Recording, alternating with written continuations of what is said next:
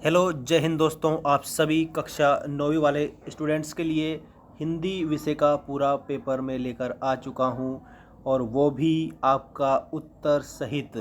आपको इस सारे पेपर के उत्तर बताए जाएंगे। एक एक क्वेश्चन आप लोगों के लिए बिल्कुल उत्तर सहित आप लोगों की स्क्रीन के सामने है, और बिल्कुल आपको अच्छी तरह से पूरा पेपर अभी याद कर लेना है। और मैं आपको इस बात की गारंटी देता हूं कि आपको एक ही बार में सारे क्वेश्चन याद हो जाएंगे, और ये आप लोगों के लिए अति महत्वपूर्ण होने वाला है।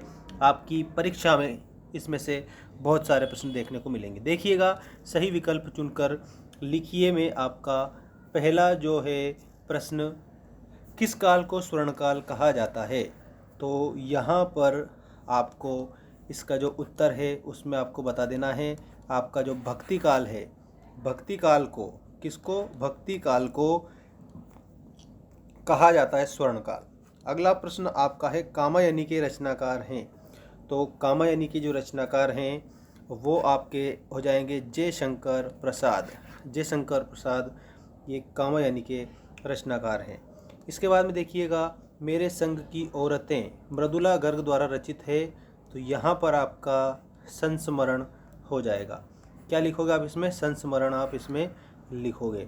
इसके बाद देखिएगा, माता पिता में कौन सा समास है? तो माता पिता में अति महत्वपूर्ण प्रश्न है आपका ये। इसमें आपका द्वंद्व समास हो जाएगा। कौन सा समास? तो आपको बताना है द्वंद्व समास। माता पिता में आपका द्वंद्व समास होता है। और आना जाना, इसमें भी आपका द्वंद्व समास होता है। इसके आगे भाई बहन, ठीक है, भाई बहन, इसमें भी आपका द्वंद्व समास ही होता है। ठीक है। अब देखिएगा नेक्स्ट क्वेश्चन, रामचंद्रिका के रचनाकार हैं।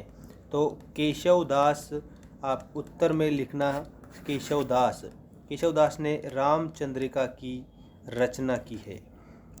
नेक्स्ट क्वेश्चन है, मेघों की तुलना किससे की गई है? तो मेघ आए नामक पाठ से ये लिया गया है आपका प्रश्न।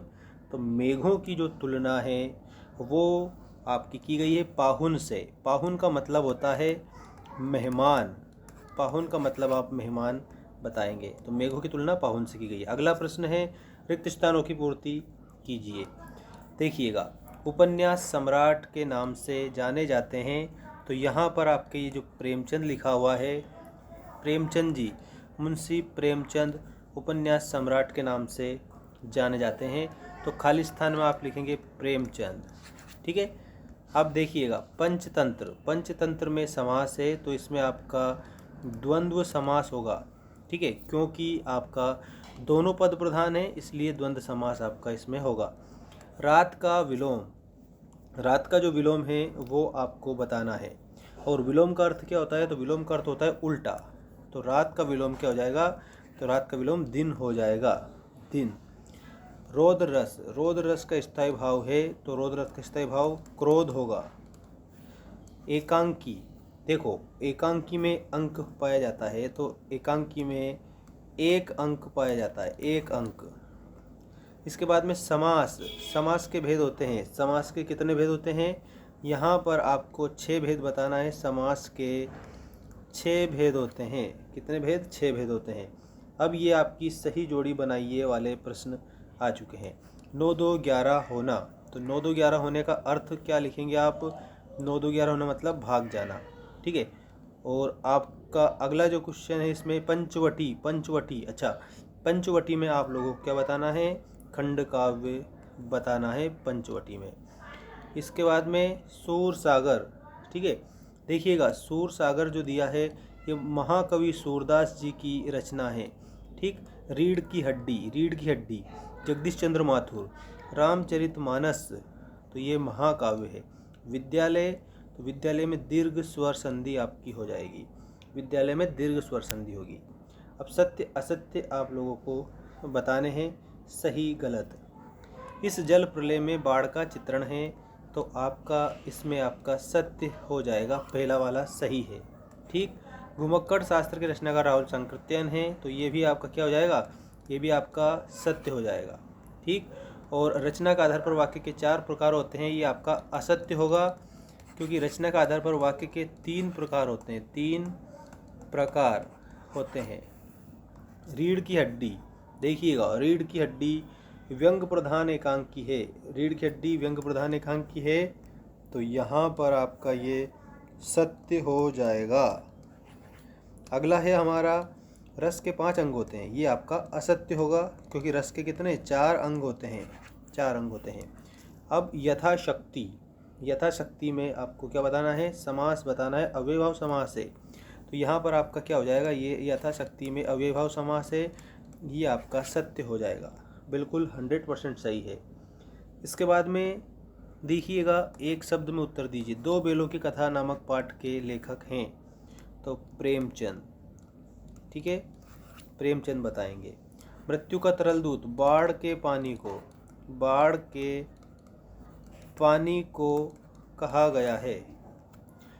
शिवालय शब्द का संधि विच्छेद, शिव प्लस आले, शिवालय, शिवालय, और शिवालय में दीर्घ स्वर संधि, दीर्घ संधि है शिवालय में, ठीक है। अर्थ, अब इसके बाद छायावाद के किन्हीं 3 प्रमुख कवियों के नाम, तो इसमें प्रसाद पंत निराला, प्रसाद पंत निराला, ठीक है, और महादेवी वर्मा भी कवियत्री हो जाएगी इस प्रकार से। गद्य की 2 विधाओं के नाम, तो नाटक और कहानी, ठीक है। निबंध भी आप इसमें बता सकते हैं। बाकी आप लोगों के ये और जो क्वेश्चन हैं इनको आप ऐसा के ऐसा ही हल करेंगे पूरा का पूरा। और अगर आपको ये पीडीएफ चाहिए, ठीक है, अगर आप इन सभी इम्पोर्टेंट क्वेश्चनों की पीडीएफ चाहते हैं तो हमारे ऐप को आप डाउनलोड करिएगा। ऐप का नाम मैं यहाँ पर लिख देता हूँ, मेंस एजुकेशन, ये ऐप है। यहाँ पर आप लोगों को पूरा पीडीएफ मिल जाएगा। ऐप को डाउनलोड करके आईडी आप बना लेना, उसमें अपनी सेकंड वाले ऑप्शन पर जाकर कंटिन्यू विथ ईमेल करके, और सारे के सारे आप लोगों को पूरे वीडियो भी मिलेंगे वहाँ पर और अधिक से अधिक जानकारी भी मिलेगी।